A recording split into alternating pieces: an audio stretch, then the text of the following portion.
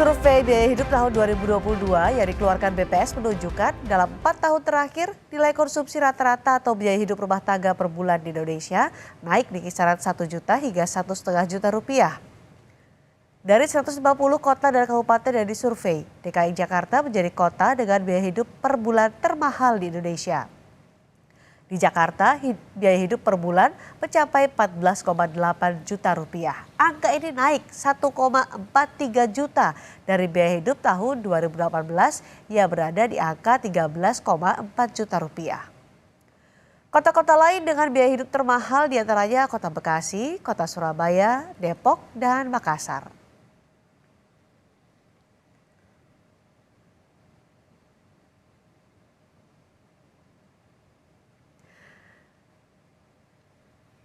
Kita akan bahas kenaikan biaya hidup di Jakarta bersama dengan pelaksana tugas Kepala BPS Amalia Adini Garwidya Santi dan peneliti Indef Eko Listianto. Selamat malam Bu Amalia, Pak Eko. Selamat malam, Mbak Cindy. Baik, Bu Amalia, dalam 4 tahun ini Ya. kenaikan 1 hingga 1,5 juta rupiah untuk biaya hidup. Apa yang menjadi faktor kenaikan dari biaya hidup ini? 1 sampai 1,5 juta rupiah. Ya, jadi mungkin sebelum saya menjawab pertanyaan itu, saya ingin menjelaskan dulu mengenai survei biaya hidup. Baik. Sebenarnya survei biaya hidup itu ditujukan untuk memotret pola konsumsi masyarakat, bukan standar biaya hidupnya. Jadi dengan kita mengetahui potret pola konsumsi masyarakat, ini nanti hasilnya digunakan untuk menghasilkan apa sih paket komoditas yang dikonsumsi masyarakat dan bobot dari keranjang konsumsi masyarakat itu. Kemudian nanti dari bobot ataupun kita sebut diagram timbang, ini digunakan untuk menyusun indeks harga konsumen yang nanti untuk digunakan menghitung inflasi. Jadi sebenarnya yang dilakukan oleh BPS itu bukan mengukur standar biaya hidup, tetapi melihat, memotret pola konsumsi. Nah, sekarang pertanyaannya kenapa harus ada survei biaya hidup? Nah, survei biaya hidup itu kita lakukan karena pastinya dalam 4 tahun terakhir kita sudah melewati COVID-19, pasti ada perubahan pola konsumsi masyarakat. Yang kedua juga pasti ada perkembangan barang dan jasa yang dikonsumsi, yang tadinya dikonsumsi mungkin sekarang enggak. Yang tadinya belum pernah masuk keranjang konsumsi, sekarang masuk. Contoh, ada beberapa komoditas yang tadinya dikonsumsi di 2018 seperti DVD player, VCD player, sekarang tidak lagi masuk ke dalam keranjang konsumsi yang berdasarkan hasil survei kita. Kemudian hand sanitizer, masker yang dulu tidak ada dalam keranjang konsumsi, sekarang sudah masuk dalam keranjang konsumsi. Jadi berubah nih pola hidupnya. Nah, jadi nilai yang tadi Mbak sebutkan itu, saya ingin luruskan, itu adalah nilai konsumsi, bukan standar biaya hidup. Yang tadi 14,9 juta untuk DKI Jakarta, itu nilai konsumsi. Nanti nilai konsumsi ini akan kita gunakan untuk menghitung bobot atau diagram timbang dari konsumsi masyarakat kita. Gitu. Jadi sekali lagi mungkin dalam kesempatan ini saya ingin menyampaikan nilai konsumsi itu tidak langsung serta-merta dikaitkan dengan standar biaya hidup. Bukan standar biaya hidup ya, tapi nilai konsumsi yang naik karena ada perubahan perilaku terutama pada saat pasca pandemi COVID-19. Baik, kalau kita melihat ini di Jakarta dari data BPS biaya hidupnya hampir 15 juta per bulan. Kita bandingkan dengan upah minimum provinsi masih di bawah 5 juta per bulan. Artinya banyak warga yang tidak bisa belum hidup layak menurut Anda? Iya, tadi seperti disampaikan Bu Winnie ya, bahwa ini adalah untuk nanti konteksnya adalah menghitung bobot ya, untuk membuat tingkat akurasi perhitungan inflasi kita itu menjadi relevan begitu Mbak Cindy ya, dengan perkembangan situasi yang terjadi ya, karena ya disadari dalam ekonomi itu ada perubahan pola konsumsi dan lain-lain, dan itu harus ditangkap ya melalui data-data tadi gitu. Kalau kita bicara soal ya UMR ya, dan angkanya yang sekarang 5 jutaan ini, ya memang kalau melihat ya dalam konteks UMR sendiri itu kan sebetulnya adalah upah awalan ya untuk pekerja lajang begitu kan. Jadi konteksnya memang kalau kita menggunakan itu terus kemudian dikaitkan dengan bagaimana hidup yang layak di Jakarta, memang apa istilahnya ya, ya bisa kita katakan memang ya dengan UMR 5 juta sebetulnya memang banyak kebutuhan yang belum bisa dipenuhi, kira-kira begitu ya, gambaran umumnya semacam itu begitu. Baik. Bu Amalia, kalau di Jakarta kan kali ini menggeser Bekasi sebagai kota dengan biaya hidup termahal. Ada catatan khusus soal Jakarta?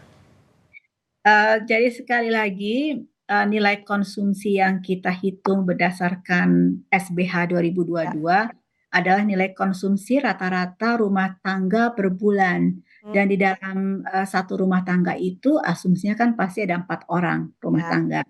Nah ini sekali lagi jangan dikait-kaitkan dengan UMR. Saya Oke. sarankan karena tujuan dari kita melakukan SBH ini betul-betul untuk melihat potret dari pola konsumsi. Nah, untuk bisa kita membobot kan tentunya harus kita konversi ke dalam nilai rupiah yang sama untuk Hmm, masing-masing barang. Nah, sekarang yang tadi Mbak sebutkan 14,9 juta untuk DKI Jakarta itu adalah rata-rata nilai konsumsi rumah tangga per bulan untuk wilayah DKI Jakarta. Nah, ini kemudian nanti dalamnya ada 847 komoditas, kemudian kita bobot berdasarkan nilai konsumsi masing-masing komoditas yang ada di dalam keranjang konsumsi masyarakat di DKI Jakarta. Begitu. Jadi sekali lagi DKI Jakarta ini di dalam survei biaya hidupnya BPS jumlah paket komoditasnya ada 479. Jadi nanti oke. rata-rata yang 14,9 juta itu adalah total eh, konsumsi rumah tangga per bulan. Kemudian nanti dibobot berdasarkan masing-masing komoditasnya. Oke, Jadi ini baik. sekali lagi tidak ada kaitannya dengan Hmm, tingkat kemahalan, tidak ada kaitannya hmm, dengan UMR, tidak ada hmm. kaitannya dengan Oke. standar biaya hidup. Apakah ini lebih jadi artinya Hanya pola konsumsi saja berarti ya pola yang konsumsi yang mau kita tangkap supaya inflasi yang nanti dihasilkan oleh BPS ya. lebih relevan terhadap eh, eh, kondisi terkini dari bagaimana masyarakat mengkonsumsi barang-barang untuk memenuhi kebutuhan hidupnya. Oke, Pak Eko, soal biaya konsumsi yang naik 1,5 sampai 1 juta, menurut Anda kenaikan konsumsi ini wajarkah atau tinggi? Kalau kita melihat ya survei terakhir sebelumnya kan 2018 ya, jadi Hmm, sekitar 4 tahun yang lalu. Jadi sebetulnya kalau ada kenaikan ya, dan memang dalam ini kan sebetulnya kegiatan rutin ya, ya. istilahnya setiap periode tertentu memang harus diupdate. Nah ini ya menurut saya cukup wajar sih begitu ada Hmm, kenaikan ya sekitar 1 sampai 1,5 juta tersebut begitu. Tapi tentu saja kalau kita dari sisi pemerintah ya, kita juga mengharapkan tentu saja dengan adanya kenaikan ini kan walaupun ini nggak terkait langsung ya tadi disampaikan dengan biaya hidup, tapi memang adanya kenaikan-kenaikan ini dan mungkin juga tadi karena basket atau katakanlah keranjang yang dihitung ya. ya, di dalamnya itu juga ada perubahan-perubahan, ada yang dikeluarkan seperti disket atau VCD tadi ya, tapi kemudian masuk konsumsi digital yang lain. Nah ini kan Hmm, apa istilahnya ya, berarti juga pemerintah ke depan juga harus melihat ya kebijakan-kebijakan yang berkaitan dengan hal-hal yang kemudian membuat kebutuhan masyarakat ini ya, atau katakanlah biaya hidup ini dengan segala macam ya yang ada di dalamnya, ratusan dari produk yang dikonsumsi ini berubah, sehingga menurut saya juga ini perlu direspon dengan upaya untuk memastikan bahwa ke depan nanti harga-harga yang dikonsumsi ini harus tetap stabil begitu. baik, baik. Terima Mas kasih. ini mungkin Ya, sebagai silakan gambaran, singkat saja Ibu.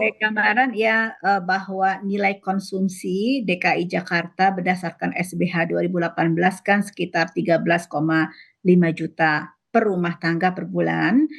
Kemudian hasil dari nilai konsumsi dalam SBH 2022 menjadi 14,9 juta. Jadi ada kenaikan sekitar 1,3, Ya. 1,4 dalam 4 tahun. Ini memang wajar tentunya karena memang 4 tahun ini pastinya ada kenaikan harga dari Ya. barang-barang yang dikonsumsi. Ini juga akibat salah satunya inflasi. Nah, oleh sebab Inflasi. itu, iya, jadi ini adalah nilai konsumsi Ya, yang dilakukan oleh masyarakat baik, rumah tangga per bulan, baik. begitu. Baik, terima kasih penjelasannya. Pelaksana tugas Kepala BPS Amalia Adininggar Widesanti dan peneliti Indef Eko Listianto di Sapa Indonesia malam hari ini. Selamat malam Bu Amalia dan Pak Eko. Selamat malam.